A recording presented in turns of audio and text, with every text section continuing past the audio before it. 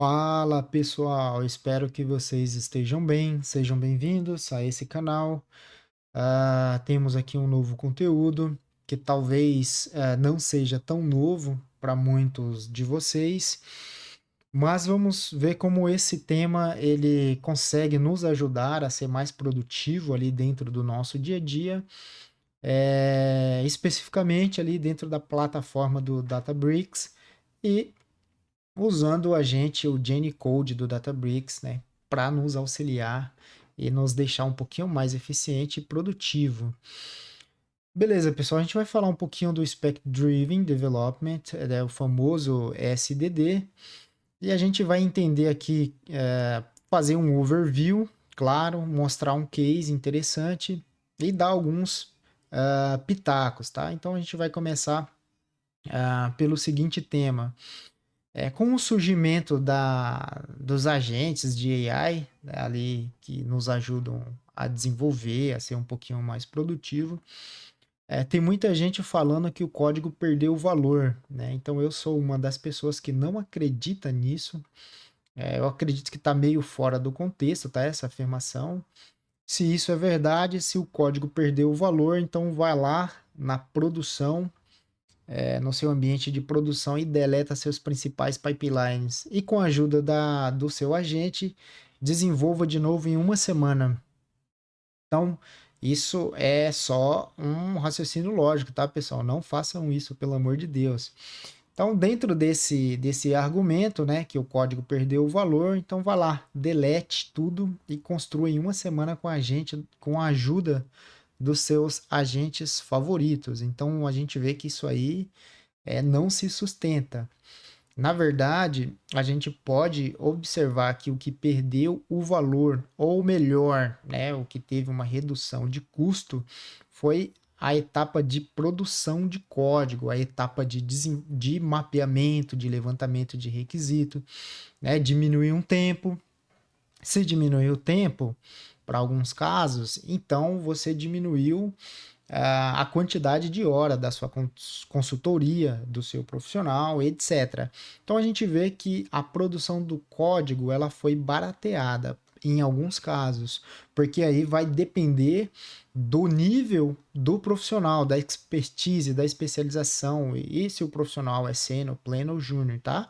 Então, um profissional experiente ele vai entender um pouquinho mais como diminuir o consumo de tokens, deixar um pouco o desenvolvimento um pouco mais coeso, né? E evitar que o próprio agente construa os bugs que vai consumir mais tokens no futuro para solucionar os bugs, tá?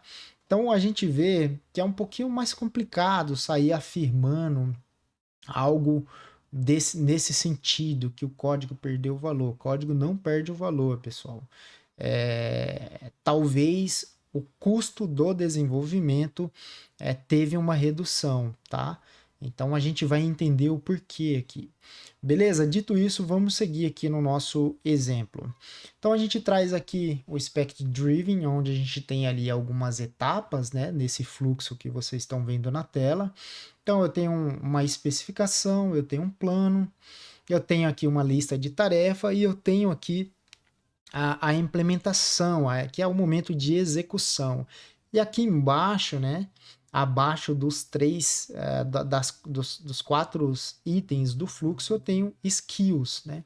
Então a ideia é pelo menos dar a noção de como tudo isso se integra, funciona e a gente consegue tirar um proveito disso, tá? No nosso dia a dia. Vamos lá. Então, o que a gente pode ver aqui é o seguinte: a gente consegue, né, ali lembrar do momento de requisito, né, do levantamento de requisito, do momento de planejamento. E ali, lembrando, vamos citar aqui o DevOps, né, o Azure DevOps, o Gira. Então, aonde após o planejamento, né, existem ali vários cards, várias tasks que compõem um Epic e etc, tá? Então, pensem nesse cenário para vocês que já têm experiência ali em projetos, com vários times, etc, tá? Ah, então a gente está nesse ambiente. Então o spec, né, o specify é um arquivo que a gente vai falar pro agente, né? A gente vai escrever nesse arquivo o que deve ser feito, qual o objetivo principal de uma feature, de um sistema, de um módulo, etc, tá? Então a gente vai ver que cada pessoa, que cada agente no mercado, eles têm uma forma própria de organizar os seus arquivos, tá? Então o spec ou especificação é o que deve ser feito. A gente entende que para orientar o agente de IA para fazer o que a gente precisa, a gente deve saber o que quer, né? Então isso a gente vai descobrir no momento do levantamento de requisitos, tá? Então isso não morreu, isso existe. Talvez a IA acelere esse processo de levantamento de requisitos, tá? Mas é algo que existe e é necessário, tá? Então a gente tem a fase do planejamento, né? Aonde a gente vai dividir ali, se for um sistema grande, se for um pipeline grande, a gente vai dividir ali, né, em fatias ou em módulos ou em funcionalidades, né, features, e vai dar a ordem em que isso vai ser feito. E em algum momento tudo vai ser plugado, né? Você vai conectar as coisas. E aqui a gente tem um arquivo de task, né, de tasks. O que será feito agora? Né? O progresso, o status dessa task, ela já foi feita? Ela tem um ID? Né? O que foi planejado foi realmente feito? Então, o agente ele vai usar esses arquivos para se orientar no desenvolvimento. Então, a gente vai especificar, a gente vai planejar e vai fazer um controle ali de execução no arquivo task. O agente ele consegue fazer isso para a gente, ok? Então, se você tiver ali, por exemplo, um caso bastante peculiar, que eu acredito que ainda é a realidade de muitas empresas no mercado, tá? Então, imagina que você tem ali a sua planilha de Excel que foi desenvolvida ali por um profissional, sei lá, há mais de 5 anos, 6 anos, e para você entender aquilo tudo ali, você vai ter que fazer um levantamento de requisitos, entender o que cada fórmula funciona, extrair dali a regra de negócio, conversar com as pessoas para ver que operam essa planilha, para ver se existe ali mais alguma coisa que eles fazem manualmente, digita, sei lá, roda uma macro, né? Tem muitas planilhas ainda que tem macro, tá? E para você entender tudo isso, pessoal, demora. Então, assim, tem profissionais que não entendem muito de fórmulas de Excel e muito menos de VBA, né? Que é aquela linguagem ali do Office, do Excel. Então, o agente ele pode extrair, analisar esse arquivo, extrair as informações necessárias e ir compondo ali o spec, o plan, né? E o task. Então, se você falar para o agente diretamente para ele fazer uma determinada tarefa sem considerar as especificações do seu projeto, ele vai fazer qualquer coisa.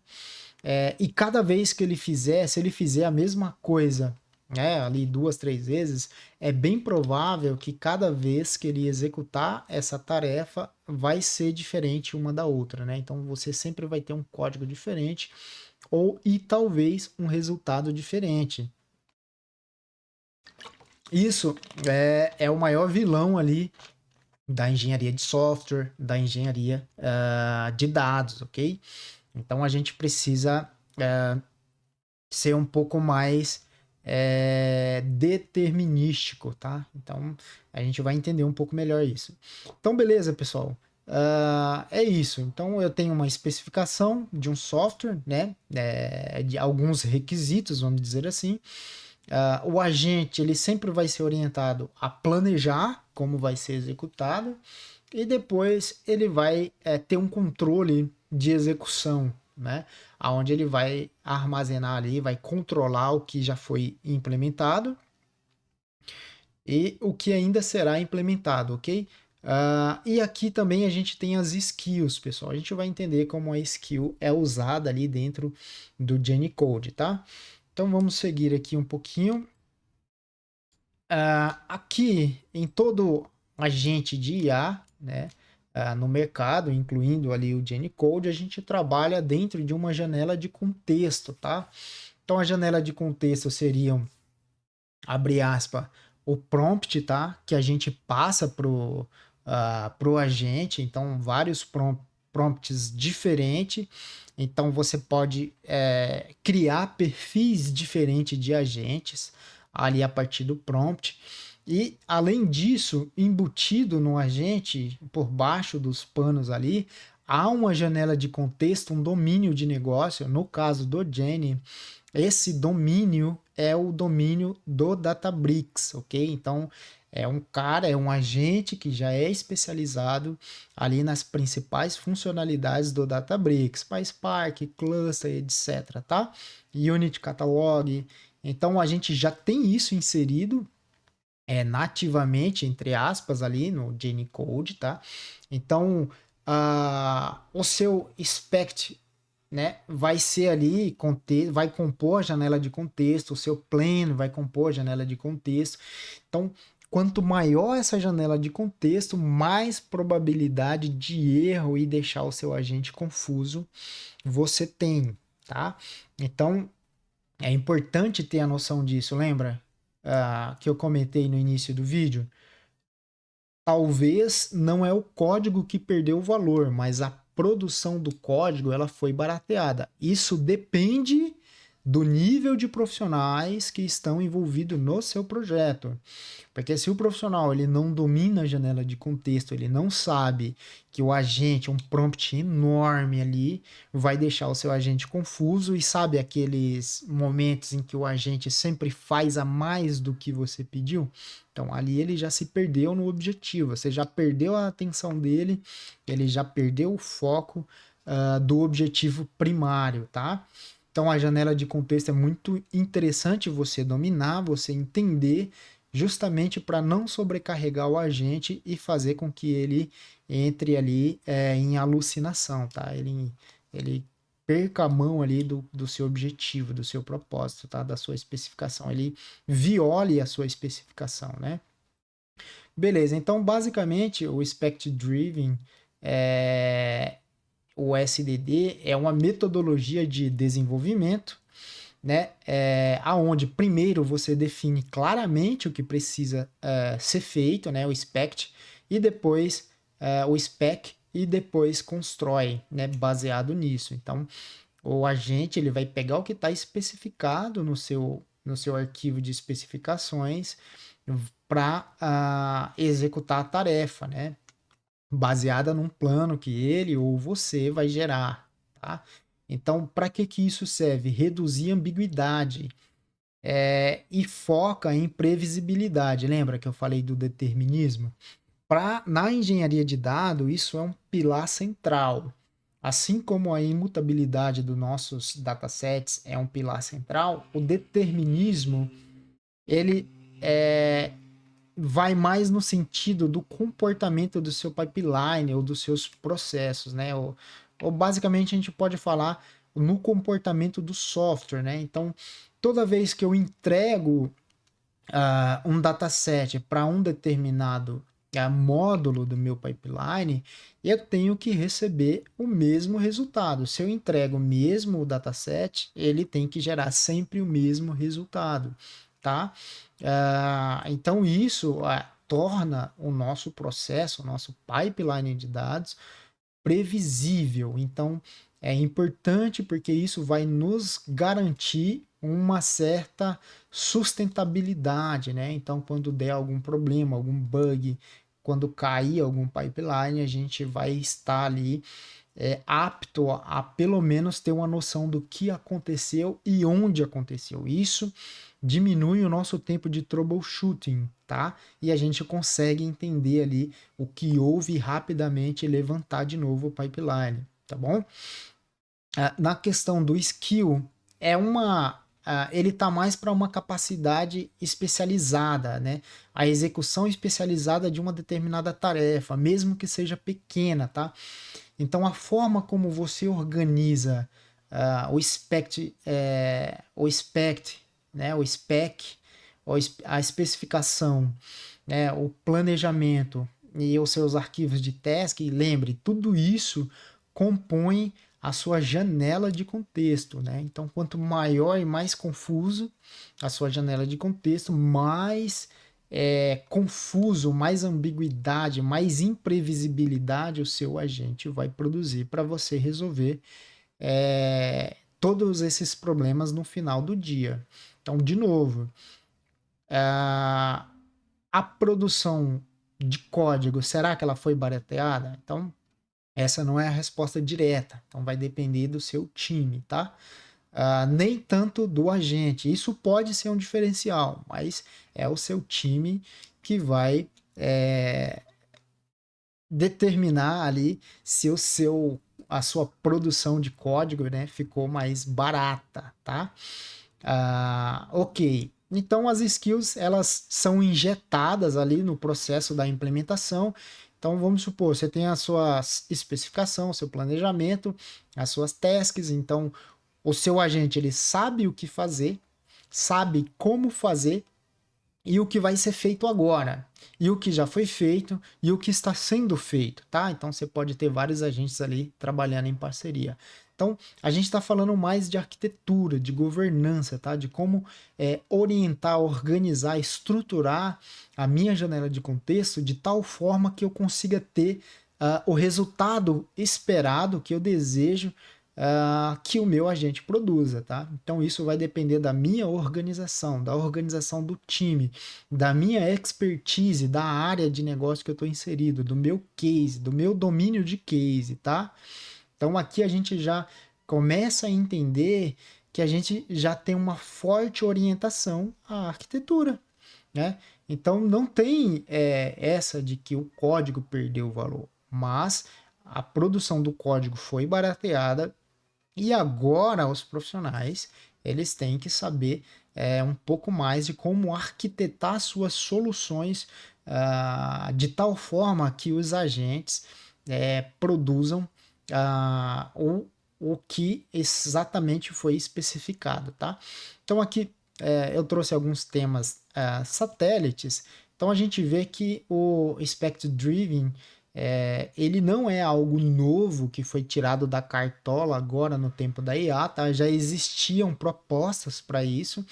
Então, que é a questão do Design by Contract, né? O DBC, é o projeto guiado por contrato, né? Criado ali por Bertrand Meyer, né? Então, quem quiser pesquisar, eu acho super válido. Mais uma vez, a gente bate ali na questão do levantamento de requisito, tá? Então, se eu não levantar os meus requisitos, se eu não entender o que eu preciso fazer, então nada vai acontecer. Provavelmente você vai entregar algo muito fora do que foi pedido, tá bom? E aqui a gente tem mais um ponto sobre o skill, né, que é como executar tarefas específicas de forma segura e reproduzível. Então, o agente, quando ele precisar, no caso do Code ali do Databricks, né, você tem as suas skills e quando ele precisar, ele vai chamar essas skills, vai executar e depois deixa de lado, tá? Então, de novo, a forma como você gerencia a sua janela de contexto é o que vai determinar um bom resultado, tá? Então, no Databricks, a gente vai ver que existe ali os arquivos de configurações que o Code usa, existe algumas limitações, mas, de novo, eu posso modelar o meu sistema, a minha arquitetura, de tal forma que o agente ele vá injetando pedaços de orientações, eu vou dizer assim, ou mesmo as skills, no momento que ele identifica que precisa usar a skill para executar uma determinada tarefa muito específica, ok? Então, e tudo isso aqui, pessoal, vai culminar nesse ponto aqui, engenharia de software, né? Projetar pipelines de dado determinístico, né? A base, o pilar central ali ou software, né? Determinístico, softwares que a gente consiga entender o comportamento, que seja algo previsível, né? A gente sabe que dentro da engenharia de software existem componentes com efeitos colaterais, aonde o dev, a equipe, né, entende que o efeito colateral de uma determinada feature, ela é importante para que certa ação aconteça quando uma feature é usada, uma função, um método, tá? Eles têm alguns efeitos colaterais desenvolvido de maneira deliberada, propositalmente. No nosso caso aqui na engenharia de dados, a gente precisa que o pipeline ele seja determinístico. Então, sempre que o mesmo dataset passa pelo nosso pipeline de dados, lá no final ele tem que gerar o mesmo resultado, né? Então, é importante ter isso em mente, tá, pessoal? E aqui, como a gente já sabe, né, a gente já conhece, com novas tecnologias, novas abordagens, surgem novos problemas para lidar, tá? Então, um velho problema nosso aqui é a dívida técnica, onde você escolhe, decide, né, o que deve ser deixado para depois, entre aspas, né? Eu vou deixar isso para depois, tal, não é tão importante. Eu volto e depois eu conserto, tá? É mais ou menos isso, tá? Falando bem por cima, para não se aprofundar. E agora a gente tem a tal da dívida cognitiva, que é o seguinte: quando você perde a mão do sistema que você está desenvolvendo junto com a IA, além de você carregar a dívida técnica, você também tem a dívida cognitiva, que você não consegue acompanhar a velocidade do desenvolvimento que cada ação do seu código, que cada módulo, que cada feature está fazendo, você não consegue entender o que cada elemento ali do seu sistema faz, e ali fica meio que uma caixa preta assim de um avião, cara. Você fica uma zona cinzenta que você sabe que funciona, né? Tá fazendo o que você pediu para fazer, mas como funciona de verdade você não tem noção. E esse tema ele tem travado ali o desenvolvimento de bastante software, de sistema, né? É um tema recente, levantado aí por alguns pesquisadores da área. Então aqui o canal do pessoal do Código Fonte TV aborda esse tema. Eu achei bastante interessante. É um ponto ali, a gente está falando de sistemas grandes, tá, pessoal? De sistemas complexos, tá? Pipeline, sistemas de dados complexos, ou sistemas ali criados pela galera da engenharia de software. Então eu achei bastante interessante, né? Que a galera tá meio que fritando o cérebro em algum determinado momento e não consegue evoluir. Normal, tá? Porque eles não têm o domínio ali do escopo do projeto, eles não sabem exatamente aonde mexer para corrigir um determinado bug, né? E às vezes a IA vai lá corrigir aquele bug e quebra outro módulo, outra feature. Então é um vídeo bastante interessante de assistir. Eu vou deixar aqui na descrição, tá? A dívida cognitiva. Achei bastante interessante. E agora vamos falar um pouquinho de como a gente consegue aplicar essa abordagem, essa metodologia no Databricks, ok? Então ali no Databricks, né, basicamente, a gente tem dois níveis. Eu vou trazer aqui os dois níveis, tá? Onde a gente consegue criar ali uma janela de contexto para o Code se tornar especialista ali no nosso contexto de negócio, tá? Ali na nossa casinha dentro da empresa que a gente trabalha, tá? Então ali dentro do Databricks a gente tem os arquivos, né, que vão orientar o Jenny ali no nível do Workspace. Então dentro do meu Workspace eu consigo criar um Assistant Instructions, tá? Um arquivo de instruções para o assistente. Ele tem limitação de 20.000 caracteres, tá? Então, de novo, janela de contexto, tá? E tem ali uma pasta determinada para skills, tá? Onde o agente vai criar os seus skills e vai recuperar no momento que ele achar necessário. E a gente também tem no nível de usuário, tá, pessoal?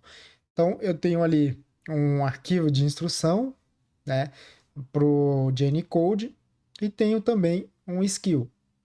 Então, a nível de workspace, então você pode ensinar quais são os catálogos importantes, de que áreas são, como escrever uma determinada tabela, como fazer manutenção na determinada tabela, qual a principal abordagem ali. Isso aqui é um arquivo global do workspace, isso aqui é um arquivo global do usuário. Então, imagina que a janela de contexto que a gente falou aqui atrás, ela só está aumentando, tá? E imagina que o Code também ele já recebe um contexto ali do Databricks, especializado, focado no Databricks, ok? Então, saber usar, saber se organizar, saber projetar a sua arquitetura de como usar os seus agentes, tá? Isso aqui, ele não funciona só no Databricks, tá? Essa abordagem, você pode usar no cloud aí, que tá no hype da galera, ou com seu agente favorito, tá? O importante é você entender o conceito geral de como se organizar. Então, vamos ali. Então, entendido? Então, a gente tem aqui os contextos a nível global de workspace e a nível global, entre aspas, do usuário, tá? Então vamos abrir aqui o Databricks. Aqui, pessoal, esse é o meu projeto, eu já explico eles para você. Eu não vou fazer aqui porque vai demorar muito, né? Ele no detalhe. Tudo isso aqui vai estar lá no meu GitHub. E também, se você tiver alguma dúvida, algum questionamento ou sugestão, fica à vontade para deixar nos comentários, ok? Então, beleza, pessoal. Eu tenho aqui os meus arquivos, a minha estrutura, tá? Então, eu tenho uma pasta de data aqui, de dados. Não foi aonde eu usei para orientar o agente, tá? Para fazer o mapeamento que eu queria. Eu tenho aqui aonde está o dashboard. Essa pasta ela não vai ficar aqui, eu vou deletar ela no final, tá? Mas essa aqui sim. Então aqui eu tenho um dashboard, tenho as definições do dashboard, ok? Aqui eu tenho o meu SDD, né? A minha pasta SDD, a minha pasta de features e aqui tem todas as minhas features, né? Que foram desenvolvidas pelo agente, o Code, tá? Então aqui eu tenho as especificações do dashboard que foi desenvolvido com o Code, né? Então eu coloquei aqui as especificações para ele e depois eu pedi para ele continuar, tá? Eu tenho aqui o planejamento, né? O meu arquivo de planejamento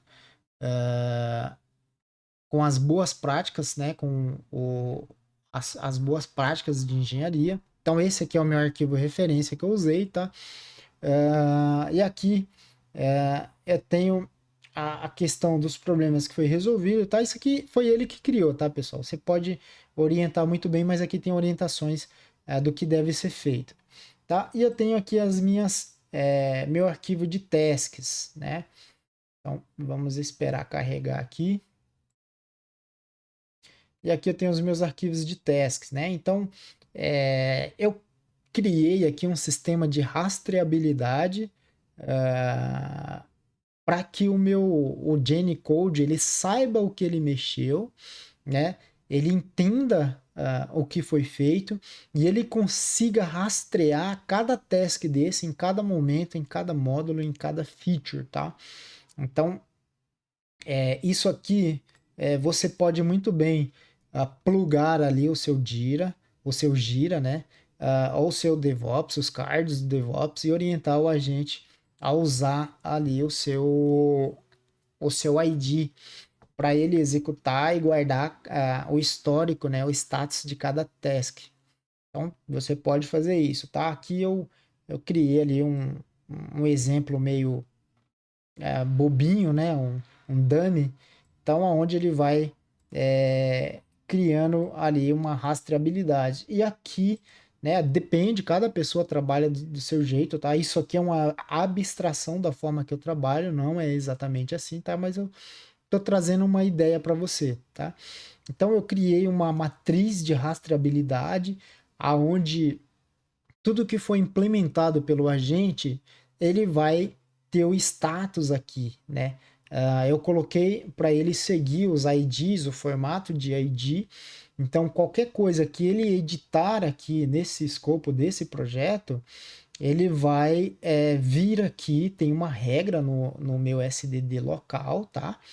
Para ele poder sempre que ele fizer a edição de um módulo, de um código, de uma linha que seja, ele está orientado a sempre vir atualizar a task, né, do módulo que ele executou, e depois ele vem na matriz de rastreabilidade e coloca o ID dessa task. Então ele mesmo sabe o que foi feito, quando foi feito, tá? E como foi feito, através do spec, do plan, do task e da matriz de rastreabilidade. Então a gente tem ela aqui, onde ele vai registrando, tá? Isso aqui pode ser muito bem com os seus cards do DevOps, tá? Que você pode integrar aí com Databricks. Ok, pessoal? Lembrando, tudo isso aqui aumenta a sua janela de contexto, tá? Então, o que que eu senti do Jenny? Ultimamente, ele melhorou bastante com relação a entregar aquilo que foi pedido, tá bom? Mas se você for comparar ele diretamente ali com o Cloud, ali dentro do VS Code ou de outro IDE, né, ou editor de texto, tá? Ele vai ser um pouco mais lento se for comparar, mas na questão de entregar o que foi pedido, ele realmente está muito bacana, tá? Deixa eu só ligar o cluster aqui.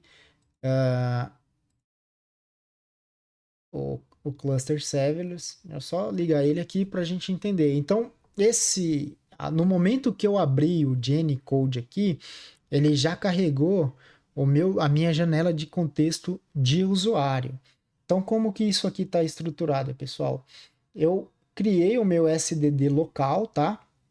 Eu tenho um SDD local aqui, aonde eu oriento o Jenny Code a ser especialista exatamente nesse projeto, tá? Então esse SDD Instructions aqui, ele é o SDD local do projeto. A gente já vai ver a estrutura geral, tá? Então ele é especialista nesse projeto. Ele ainda não carregou esse SDD, tá? O que ele carregou foi o assistente instructions do usuário que eu deixei na minha pasta global de usuário. Então ele já tem aqui, ele já está ensinado, eu já ensinei ele. Então eu vou perguntar para ele aqui, ó, identifique este projeto, né? Eu vou colocar para ele identificar o meu projeto atual. Então você vai ver que ele vai identificar esse projeto aqui para mim, porque eu já ensinei ele já está instruído. Então ele vai falar, ó, ele falou aqui, ó, o projeto corrente é vendas regionais. Então ele vai me dar aqui os PFs, né, as informações que eu preciso, tá? Então ele vai me dar o contexto geral. Por quê? Porque eu já ensinei ele a buscar dentro do meu ambiente a identificar cada projeto, tá? Eu já ensinei ele a fazer isso. Então, se eu pedir para ele criar qualquer coisa, ele sempre vai focar dentro da pasta desse projeto chamado vendas regionais, tá bom? Então, se você tiver um Jenny aí, o Jenny Code no seu ambiente e não tiver nada configurado, ele vai criar em qualquer lugar na raiz do seu usuário, tá? Então vejam que ele me identificou certinho o projeto corrente, me falou da metodologia que eu estou usando, ele já está instruído a fazer isso para mim. Ele colocou aqui a minha pasta do Git, né, a estrutura corrente, eu coloquei para ele não expor aqui, né, o usuário, então ele sempre vai usar user, e o nome do projeto aqui, né? Isso tudo eu fui ensinando para ele, tá? Então, aqui, ele, com base nesse SDD Instructions aqui, ele é especialista nesse projeto atual. Então, tudo que ele for fazer com relação, se eu tiver nesse projeto, ele vai identificar esse projeto, ele vai dominar o escopo desse projeto com base nos meus arquivos aqui. Então, se você ver cada feature, né, tem um grupo de arquivinhos de planejamento, especificações, tasks e a matriz de rastreabilidade, né? Então, a única coisa que eu fiz aqui, quem acompanha o canal há mais tempo, sabe que é esse erro handling aqui, né? Agora ele está muito melhor. Então, o que eu fiz aqui basicamente, né? Então, eu vou voltar um nível aqui, eu deixei a minha visualização em árvore ativa, tá? Por isso que tá essa visualização. Então, eu estou na pasta principal do GitHub, né? Dos meus projetos. Essa é a pasta do projeto corrente, eu vou entrar nela, tá? Então, essa é a pasta do projeto. Eu tenho o SDD, ele está instruído já a criar as minhas features dentro dessa pasta SDD. Então, ele cria os arquivos aqui de especificação, planejamento, task e matriz de rastreabilidade aqui dentro, né? De cada featurezinho tá aqui. Pessoal, existe duas formas de você trabalhar com a gente hoje. Gerar código em runtime, né, no momento da execução. Essa abordagem eu não uso. E a de gerar assets, que é os arquivos de código. Então, aqui dentro dessa pasta feature, estão organizadas as especificações. E eu escrevi aqui uma pasta chamada src, né, de sources, aonde estão os notebooks propriamente dito, tá? E aqui eu tenho uma de teste. Então, o teste, eu fiz esse teste aqui porque eu já tinha, tá? É um notebook de teste do log, mas eu fiz um teste MD aqui, um arquivo orientando a gente a como fazer testes, tá? Você pode fazer isso também. Então, a única coisa que eu faço aqui no MD, instruindo, né, especificando o que a gente deve fazer são os testes. Mas eu ainda não confio, eu não tive bons resultados na questão de gerar código em tempo de runtime, tá? Então aí fica com você essa escolha. Então eu sempre a melhor abordagem que eu encontrei para minha realidade no meu dia a dia, de novo, isso aqui é só uma abstração do que eu faço, não é o meu environment como eu uso no meu dia a dia, tá? Então ele vai ser guiado para gerar assets através desses arquivos de especificações e os assets, né? O meu código ele vai ser escrito aqui, tá? Então, e aqui eu tenho os meus testes, ok? Beleza. Então esse arquivo SDD instruction dentro da raiz do meu projeto é o domínio local do escopo. Então é ele que o agente vai ler e entender o projeto local, o escopo local do projeto, ok? E aqui, pessoal, eu vou sair um pouco. Essa é a raiz, a minha pasta raiz. Aqui é o meu GitHub, a pasta do meu GitHub. E aqui, pessoal, é onde eu tenho o meu SDD instruction, né? O global, o assistente instruction global. Vejam que aqui, ó, ele suporta, né, até 20.000 caracteres. Então, qual que é a jogada aqui? É você entender o que pode vir a ser uma skill, e em vez de deixar tudo aqui na especificação, você cria um skill. Então é muito importante você ter essa abordagem, porque senão você vai sobrecarregar a janela de contexto e aí o Code ele vai ficar confuso e vai começar a entregar ali resultados que você não pediu, ok? Eu também notei alguns comportamentos e eu sempre gosto de usar a abordagem atômica de escrita, que é o que? Você copia o arquivo ou o módulo que você quer editar, faz a edição, compara com o arquivo original, estando ok, você escreve um novo arquivo sobrescrevendo o arquivo original. Então eu gosto de usar essa abordagem, tá? Mas aí no seu dia a dia você vai entendendo como melhor trabalhar, ok? Então aqui eu tenho o meu arquivo instructions, tá? Ele suporta até 20 mil caracteres. Então, a partir de um momento é bom você começar a analisar o que pode ser a vir skill. E o que for skill, lembra, pessoal, você está num contexto global de usuário aqui, tá? Então, a skill que você vai usar em vários contextos, em vários escopos, né, dos seus projetos, tá? Então, é importante. Então, se você criar skill que só funciona para um projeto, então você vai começar a encher muita coisa. É interessante?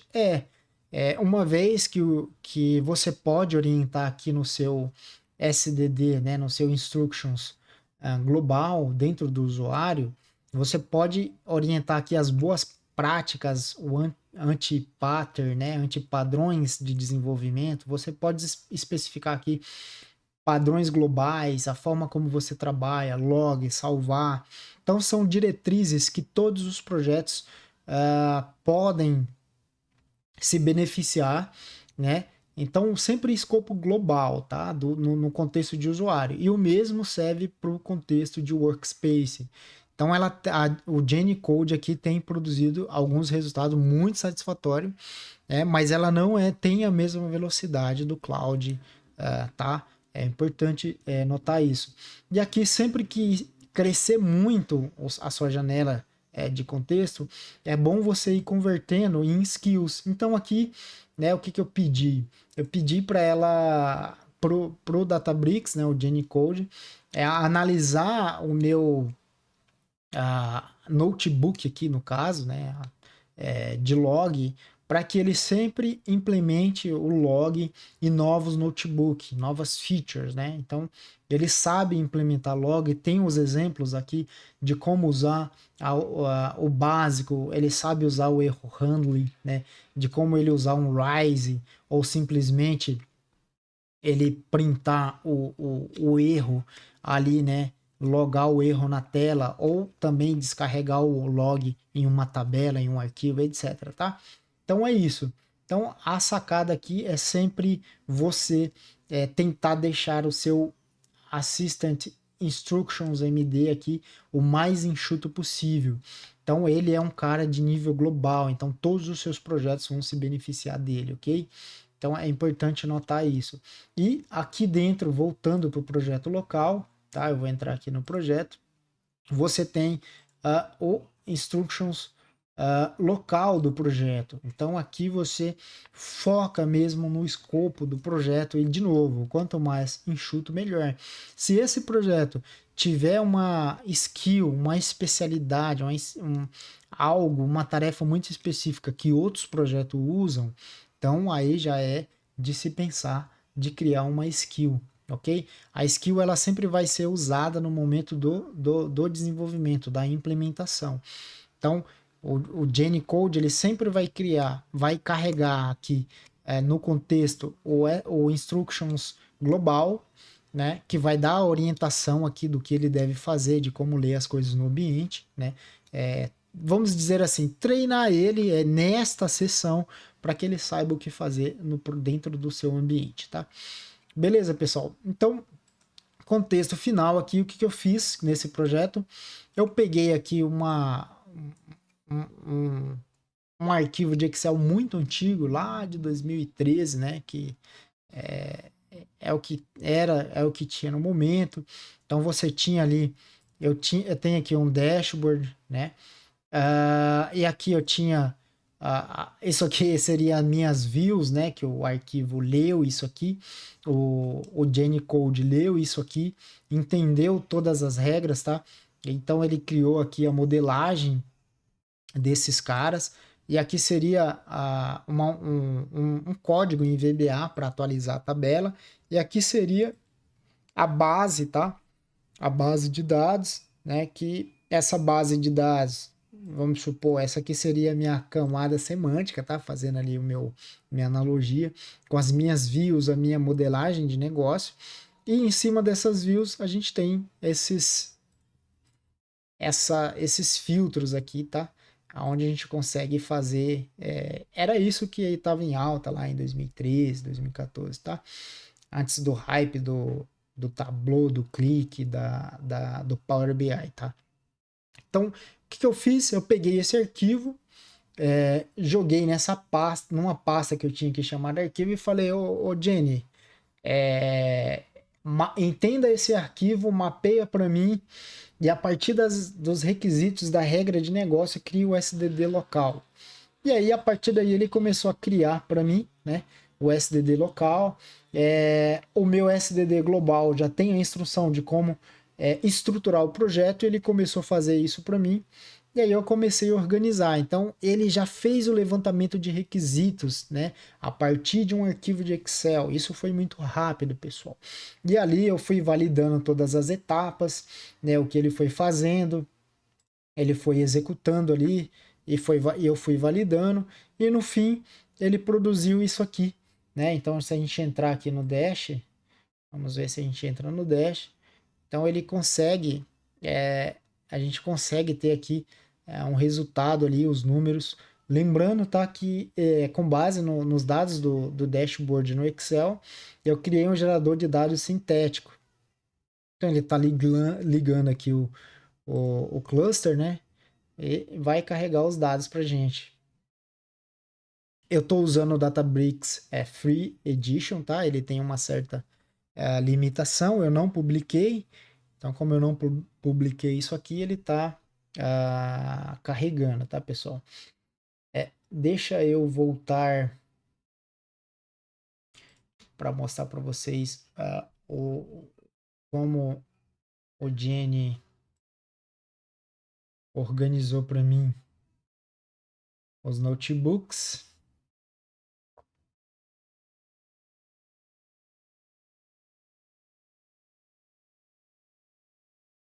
E a partir daqui, pessoal, você pode pegar esse projeto e desenvolver o seu pipeline, né? Desenvolver o seu orquestrador ali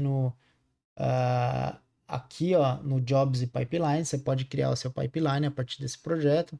Então eu gerei aqui, ó, tô dentro do SRC com base naquela planilha que eu mostrei para vocês. Eu gerei aqui um notebook para fazer ingestão dos dados, né? E eu pedi para o GenCode gerar, com base nas especificações, né, do mapeamento, um gerador de dados sintéticos, né? E com base nas tabelas dinâmicas, que eram a base dos gráficos, eu criei uma view, né? As views. E aqui tem toda a estrutura que a gente viu no Excel está aqui, né? Então você pode ver que ele montou esse notebook respeitando as minhas regras de desenvolvimento, né? Ou a minha arquitetura, né? De desenvolvimento ali. Então ele produziu certinho o log, né? Então ele tem os exemplos do log. A gente consegue ver aqui que ele loga certinho as informações, tá? Então você pode testar aí para não se estender muito, ok? Deixa eu ver se o dashboard já carregou. Então aqui, ó, ele criou para mim, ele foi lá, mapeou o Excel, extraiu as regras de negócio e com base nisso eu pedi para ele criar os meus arquivos de especificação, o plan, né, as tasks. Eu gosto de usar a abordagem de matriz de rastreabilidade, que você pode usar o seu card do Gira ali para junto com o nome do dev. Então aí é você que se organiza, tá? Eu não vou entrar em detalhe, porque a partir daqui você se organiza, entende. Eu espero que vocês gostem, né? Tenham gostado desse conteúdo. E basicamente é isso, pessoal. Aqui tá tudo com cross filter, tá? Então se a gente vê, ó, ele entendeu certinho as especificações, fez um cross filter, né? E você pode criar aqui mais filtros, tá? Então vejam que tá tudo funcionando certinho. Ok, pessoal? É isso. Eu espero que tenham gostado. Qualquer dúvida, deixem aí nos comentários. E é isso aí, pessoal. Boa sorte aí na jornada de vocês.